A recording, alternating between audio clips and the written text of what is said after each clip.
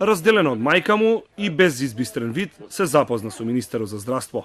Необичната средба на детската клиника на женското новороденче со само 470 грама телесна тежина, родено во 27-та недела, отиде во корис на тврдењата на министерот Венко Филипче дека новите методи на клиниките за раѓање и чување бебиња може да ја намалат смртноста кај предвремено родените. Тоа се употреба на умбиликален катетер, специјална форма на вентилација и специјален начин на вризгување на лек кој што дава поддршка на белите дробови. Успешната приказна започнала со породување на клиниката за гинекологија и акушерство.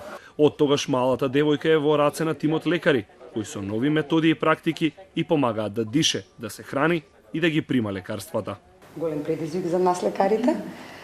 Реална предпоставка која ние цело време ја следиме дали навистина ќе издржи целата оваа процедура која ние ја остваруваме, односно ја правиме кон тоа дете и се разбира без последици, а тоа го мониторираме на секој 3-7 дена во првата недела и кога веќе гледаме дека добро ги прифаќа нашите надворешни агресивни, така наречени, но веќе сега помалку агресивни методи, сме среќни доколку успеаме веќе во првиот месец да овозможиме тоа дете да биде веќе колку толку побрзо ставено во раците на мајката. За прв пат беше спроведена неинвазивната апликација на сурфактантот, односно лек кој што ја зрее плуќата.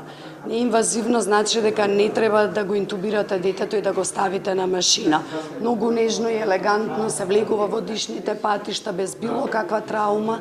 Незиниот претходник немал среќа да го види на дворешниот свет, а тоа е само еден смртен случај оваа година на детската клиника, вели Филипче, немајќи ја со него статистиката за второто тримесечие пак за клиниката за гинекологија и акушерство. Овде, од вкупниот број на новороденчиња кои што се превремено родени, третирани на интензивната нега на педиатрија, е починато само едно новороденче кој што има исклучително тешки малформации, тоа е практично инкубатибилно со живот. Така да сметам дека имплементација на новите методи и тоа како дава успех.